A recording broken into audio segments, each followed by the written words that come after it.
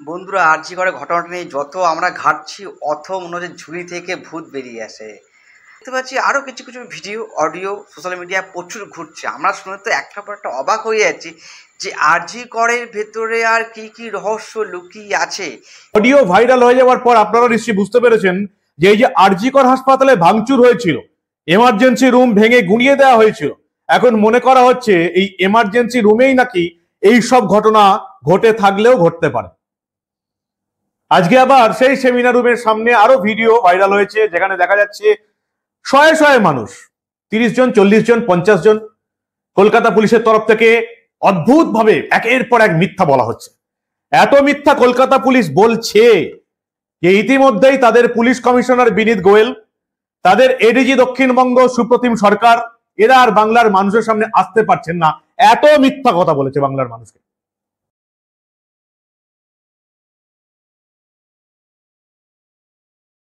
হচ্ছে কিছু মস্ত গরু ঢুকে পড়ার চেষ্টা করছে যাতে কোনো রকম তথ্য প্রমাণ না থাকে।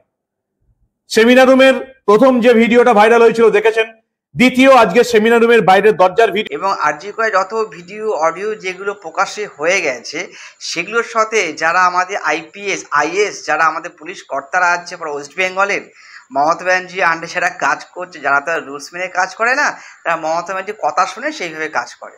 রুলস তাদের কাছে দরকার পড়ে না। একটার পর একটা ভিডিও, একটার পর একটা অডিও কিন্তু ভাইরাল হয়েই চলেছে কথাটা। তো সেখান দাঁড়িয়ে আপনারা দেখুন, আজকে আবার যে ভিডিওটা আমরা দেখতে পাচ্ছি সেমিনার হলের সামনে, সেমিনার হলের সামনে দেখুন কাতারে কাতারে লোক দাঁড়িয়ে আছে, কাতারে কাতারে লোক দাঁড়িয়ে আছে। যখন স্পটে যেই কেসটা হয়েছিল সেই কেসটা দেখবার জন্য, যখন মার্ডারটা হয়েছিল সে মার্ডারটা হয়ে যাওয়ার পরে দেখুন কাতারে কাতারে লোক দাঁড়িয়ে আছে ওই সেমিনার হলের সামনে, 50 থেকে 60 জনের বেশি হবে। এবং আরও যে ভিডিওগুলো আমরা দেখতে পাচ্ছি এখন, যেখানে বডি আছে, যেখানে বডি আছে সেইখানে জাস্ট জায়গাটা একটু ঘেরা আছে হোয়াইট কালারের একটা বড় কাপড় দিয়ে। দেখুন সেইখানে দাঁড়িয়ে মনে হচ্ছে না কোনো ওই রুমটার ভিতরে 40 ফুট তারা ঘিরে রেখেছে। আপনারা সাধারণ চোখ দিয়ে দেখুন তো এই ভিডিওটা, 40 ফুট ঘেরা আছে, কি বলবে এই কথাটা আপনারা দেখুন তো, তারপর আমি মন্তব্য করছি এই ভিডিওর উপরে।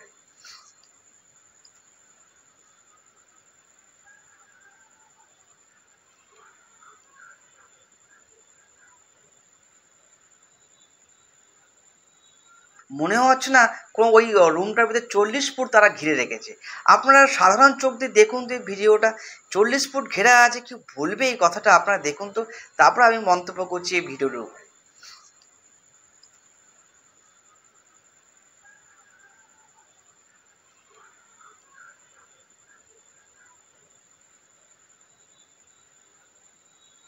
মনে হচ্ছে না কোনো ওই রুমটার ভিতরে 40 ফুট তারা ঘিরে রেখেছে।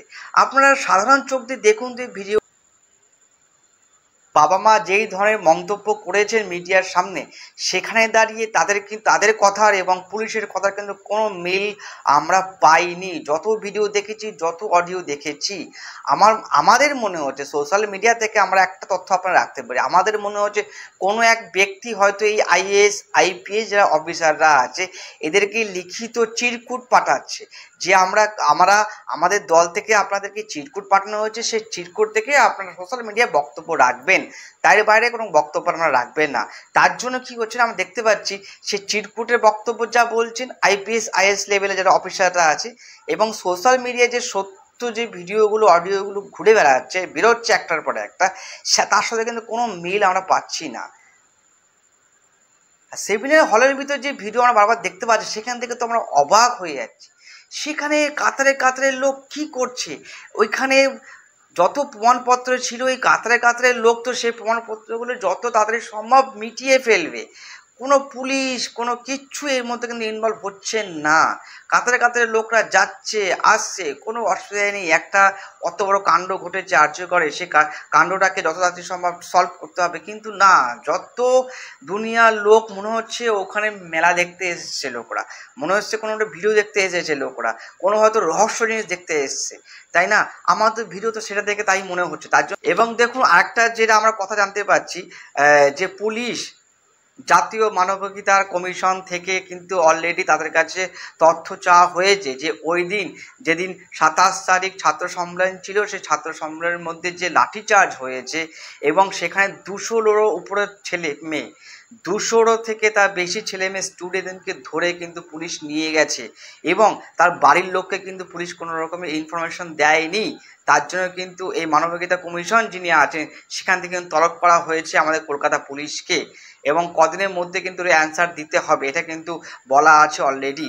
এবং যা লিখেছে, পুলিশের মেয়ের চিন্তা ছাড়ো, তারা লড়াই করে হচ্ছে বড়। পুলিশের মেয়ে চিন্তা ছাড়ো, লড়াই করে হচ্ছে বড়। দেখুন, পুলিশের মেয়ে আর আম পাবলিকের মধ্যে কত বড় একটা ডিভাইড হয়ে গেল, কত বড় একটা দূরত্ব বজায় হয়ে গেল এখানে। যে পুলিশের মেয়ে তার মানে তাদের বাড়িতে টাকা পয়সার অভাব নেই, তার বাবার কাছে সরকারি অনেক রকমের সুবিধা আছে, তার কোনো অভাব নেই, তার বাড়ির সবাইকে গার্ড আছে, তার বাড়ি সে গার্ড দিয়ে তার বাড়ির প্রোটেক্ট করে সবাইকে নিয়ে যাচ্ছে। পুলিশের সেই সমস্ত জায়গা কিন্তু আমাদের ট্যাক্সের টাকা থেকেই আসছে, আমাদের ট্যাক্সের টাকাতেই কিন্তু তারা স্যালারি পাচ্ছে। সেই ছাত্র সংগঠনের নাম হচ্ছে টিএম। মেদিনীপুর মেডিকেল কলেজে সন্দীপ ঘোষের বিরুদ্ধে নয়, সন্দীপ ঘোষের জন্য তারা টিএমসিপি ইউনিট ফার্স্ট ইয়ারের ছেলেদের দিয়ে পোস্টার লিখিয়েছেন এবং সেই পোস্টার ধরে মেডিকেল কলেজের সামনে দাঁড়িয়ে সবাই মিলে ছবি তুলতে বাধ্য করিয়েছে, না হলে মেডিকেলে পড়াশোনা করতে দেব না। সেই ছবি পোস্টারে লেখা আছে, we support professor doctor Sandip Ghosh. বাকি অন্যান্য লোকেরাও দেখুন, এটা মেদিনীপুর মেডিকেল কলেজের ছবি যেখানে টিএমসি র্যালি বার করেছে এবং তারা পোস্টার লিখেছে যে সন্দীপ ঘোষের পাশে আমরা দাঁড়িয়ে আছি। সেই ধরনের পোস্টার কিন্তু আমরা এই ভিডিওতে দেখতে পাচ্ছি। এবং কি করেছে টিএমসিপির কিছু বড় বড় কর্তারা সেই মেদিনীপুর মেডিকেল কলেজে সন্দীপ ঘোষ যে কোনো বেআইনি কাজ করেনি সেই ধরনের পোস্টার কিন্তু ওদের পোস্টারে দেখা যাচ্ছে যে আমরা সন্দীপ ঘোষকে সাপোর্ট করছি। যেখানে দাঁড়িয়ে ওয়েস্ট বেঙ্গল যেখানে ধিক্কার জানি যে সন্দীপ ঘোষ সবথেকে বেশি এই প্রমাণপত্রকে লোটপাট করতে সাহায্য করেছে এই সন্দীপ ঘোষকেই নাকি ওখানকার কয়েকজন ছাত্র মেয়েকে সাপোর্ট করছে, যে সন্দীপ বাবুর কোনো দোষ নেই। এটা কোথা থেকে করা হচ্ছে? ছাত্র সংগঠন থেকে এই কথাটা বলা হচ্ছে। এই যে ছবি দেখতে পাচ্ছি, এই ছবিটা হচ্ছে মেদিনীপুর মেডিকেল কলেজ। দেখুন, যে স্টুডেন্টরা এই ধরনের ব্যানার নিয়ে দাঁড়িয়ে আছে সেখানে কিন্তু তারা কিন্তু ফার্স্ট ইয়ারের স্টুডেন্ট, তাদেরকে যতটা সম্ভব চাপ দিয়ে যারা ফাইনাল ইয়ার স্টুডেন্ট আছে বা যারা সিনিয়র আছে বা যারা টিএমসিপি করে, যাদের টিএমসি থেকে টাকা পায়, সেই সমস্ত ছেলেই কিন্তু ফার্স্ট ইয়ারের ছেলেকে চাপ দিয়ে এই ধরনের বক্তব্য লেখা করেছে এবং হাতে পোস্টার নিয়ে তারা ছবি তুলেছে। এই ছবিটা কিন্তু অলরেডি সোশ্যাল মিডিয়ায় ঘুরছে, লোকে ছি করছে এই ছবিটা দেখে। সে ফার্স্ট ইয়ারের ছেলেদের কিন্তু কোনো দোষ আমার মনে হয় দোষ নেই, কারণ তাদেরকে সে মেডিকেল কলেজে পড়াশোনা করতে হবে, সে মেডিকেল কলেজ থেকে তাদেরকে তাদের ফিউচার তৈরি করতে হবে। সেখানে দাঁড়িয়ে কিন্তু আমার মনে হয় তারা নিজের মনের বিরুদ্ধে এই কাজটা করেছে। কারণ সন্দীপ ঘোষের মতন লোককে কিন্তু সাপোর্ট করার মতন অল ওভার ওয়েস্ট স্টুডেন্টরা আছে ফার্স্ট ইয়ার, তাদের কিন্তু চাপ দিয়ে এই কাজটা পুরো টোটাল করা হয়েছে যতটা সম্ভব আমরা বুঝতে পারছি। কথা বলতে আমাদের ওয়েস্ট বেঙ্গলের পুলিশের অবস্থা এতটাই খারাপ হয়ে গেছে, সেই দিনটার কথা আমাদের আজও মনে পড়ে। 14 তারিখে রাত্রের কথা, যখন বহিরাগতরা এসে আরজি করে হসপিটালের ভিতরে ভাঙচুর করে। সবাই আমরা ভিডিওটা দেখছি এবং ওখানে নার্সরা কাজ করেন, তারা জানিয়েছিল যে পুলিশরা এসে আমাদেরকে উল্টো বলছে যে পুলিশের আশ্রয় দাও, পুলিশরা গিয়ে বাথরুমে গিয়ে লুকাচ্ছে। সেই দিনগুলো ভুলে গেছেন। আজকে একটার পর একটা পুলিশরা আইপিএস আইএস যারা আছে তারা মিডিয়াকে ডেকে দিলকে তাল করার চেষ্টা করছেন, সব কিছু ঢাকবার চেষ্টা করছেন, যার কোনো ভিত্তিহীন কথা বলছেন যে সেমিনার হলে লোক ছিল না, আমরা ওটাকে গার্ড করে রেখেছি 14 ফুট 11 ফুট কী সমস্ত বলে গেলেন। আর যেটা সত্যি যে ফটোগুলো, ভিডিওগুলো, অডিওগুলো বেরোচ্ছে তার সাথে তো আপনাদের কথা কোনো মিলই নেই। শুধু আপনারা কী করছেন, সোশ্যাল মিডিয়ায় যারা সত্য কথা বলছে তাদেরকে আপনারা চিহ্নিত করে তাদের বাড়িতে যাচ্ছেন, পুলিশ থেকে ঠেট দেওয়া হচ্ছে, পুলিশ থেকে তাদের ধরে নিয়ে যাওয়া হচ্ছে। এগুলো তো আমরা কোথায় দেখছি? তো জঙ্গলটা চলছে অ্যাকচুয়ালি। আমাদের ওয়েস্ট বেঙ্গল জঙ্গলটা তো ছিল না।